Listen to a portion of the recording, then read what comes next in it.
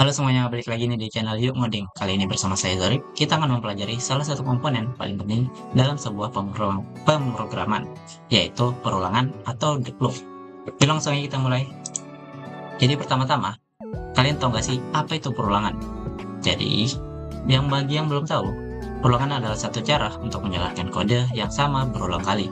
Ini sangat berguna supaya kita nggak nulis kode berkali-kali. Nah, selanjutnya, mengapa perulangan itu sangat penting?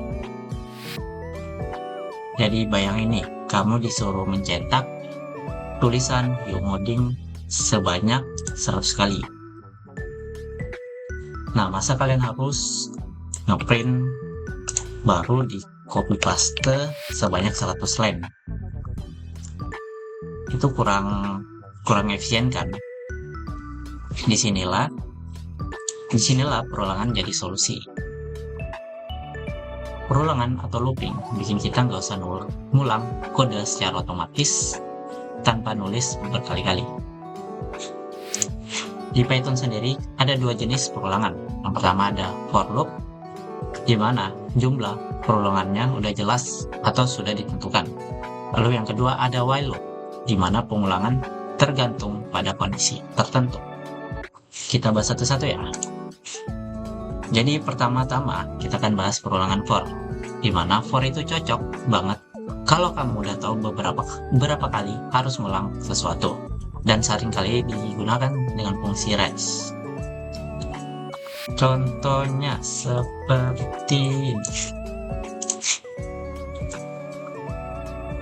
For i in range, kita buat range-nya 5 saja. Lalu titik 2, lanjut ke print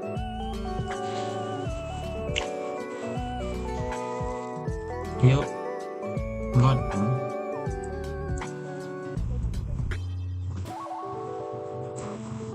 nomor berapa? Nomor koma i. Nah, ini jika kita jalankan akan menghasilkan Yuk Ngoding nomor 0 hingga 5. Kok mulainya dari 0? Nah, ini soalnya range ini akan menuliskan mulai dari 0 hingga sebelum 5. Dan jika ingin memulainya dari 1, kita akan buat range-nya 1,5. Jika ingin nomor 5 juga terinclude, maka kita masukkan 6. Jadi di mana range ini 1 ini adalah titik mulainya dan 6 ini titik akhirnya, di mana 6 tidak akan dihitung. Jadi jika kita jalankan ini,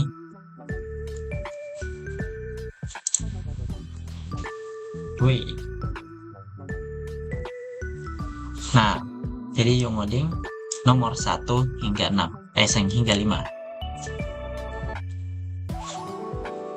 Jadi for loop juga bisa dibuat untuk membaca sebuah isi dari sebuah list. Contohnya kita buat dulu listnya. Misalnya kita buat list buah dengan isinya ada apel, lalu ada pisang, ada juga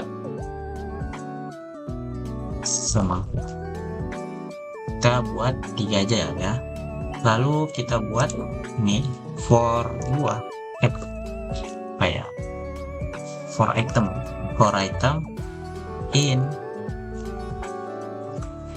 buah, maka kita print ini.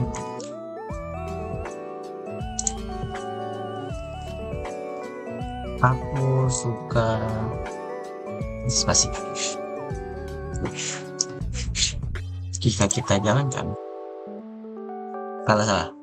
Jadi harusnya item, bukan buah. Kalau buah itu langsung nanti kita akan mempelajari list itu di materi selanjutnya. Pertama-tama kita fokus dulu ke for. Jadi harusnya yang tadi itu item yang dimasukkan di sini, sama seperti yang dalam range tadi, yang 1 hingga 5. Lalu ini jika sudah di sini maka langsung kita jalankan. Nah, akan muncul aku suka apel, suka pisang, aku suka semangka. Akan mengambil semua isi dari list tersebut. Dan kita masuk ke while loop, dimana kalau for loop itu cocok untuk perulangan tetap, kalau while loop sendiri itu cocok untuk perulangan selama kondisinya terpenuhi. Jadi perulangan yang membutuhkan kondisi, dan kita belum tahu nih kapan perulangan itu akan berhenti. Contohnya seperti I90 while I lebih kecil daripada 3, maka lakukan print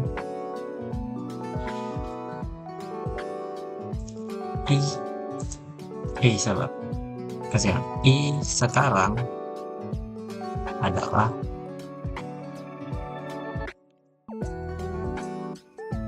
dan juga kita perlu membuat perkondisian seperti ini. Sampai 1 dan kita jalankan akan menghasilkan I sekarang adalah 0 ke 1 hingga 2. Jadi ini akan jalan hingga selama I itu kurang dari 3. Kalau kondisi ini jadi false, ya jadi akan berhenti. Makanya tidak akan saat I-nya 3 kan I jika 3 itu maka sama dengan 3 kan. Jadi I itu harus kurang dari 3 agar true. Jadi jika false maka akan berhenti dan tidak akan menjalankan kode di dalam while. Lalu hati-hati saat kalian membuat perulangan while loop. Jika kondisi ini selalu true, maka bisa akan menciptakan infinite loop. Nah, ini akan jalan terus nih. Untuk berhentikannya kita pakai counter aja. Jadi itu akan membuat infinite loop. Sebaiknya itu dihindari karena itu bisa memakan memori laptop sendiri. Selanjutnya masuk ke nested loop, di mana kita bisa membuat loop dalam sebuah loop. Jadi itu perulangan tersebut bisa dinamakan dengan nested loop. Contohnya seperti kita buat perulangan for I in range 3. Lalu dalam perulangan tersebut kita akan buat perulangan for I in range 3 juga. Maka print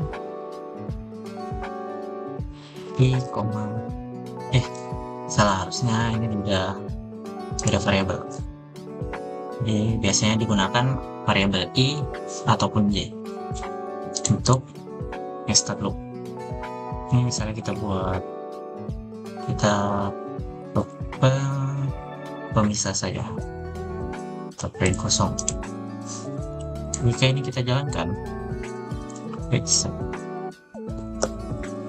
maka akan tampil seperti ini. Ini akan menghasilkan kombinasi dari I dan J. Ini perulangan nested loop ini cocok untuk penggunaan seperti contohnya seperti matrix ataupun visual 2 dimensi. Lanjut ke break and continue dalam perulangan. Jadi break dalam perulangan ini digunakan untuk menghentikan sebuah perulangan, dan untuk continue sendiri digunakan untuk melakukan satu iterasi dalam sebuah perulangan. Contohnya seperti berikut. Kita ini hapus saja, lanjut ke for I in range. Misalnya kita buat 5, kedua ini print. Jadi sekarang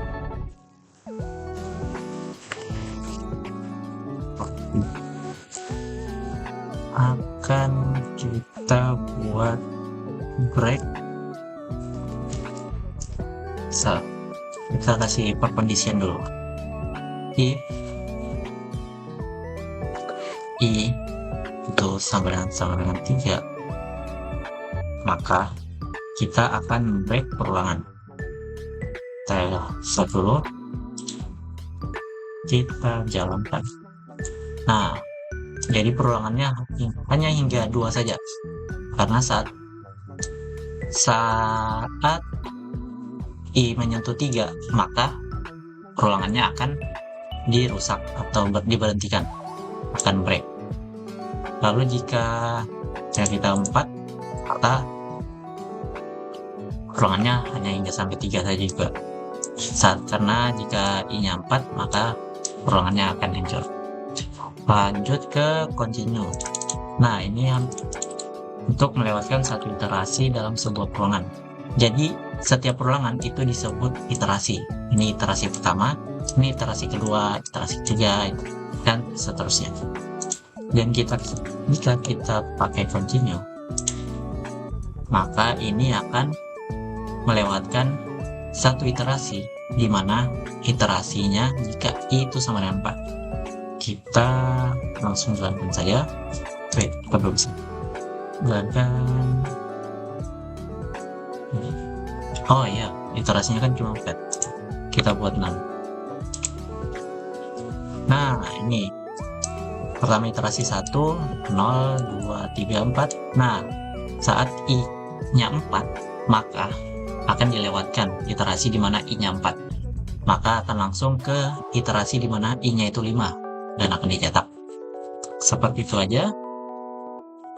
Lanjut ke selanjutnya.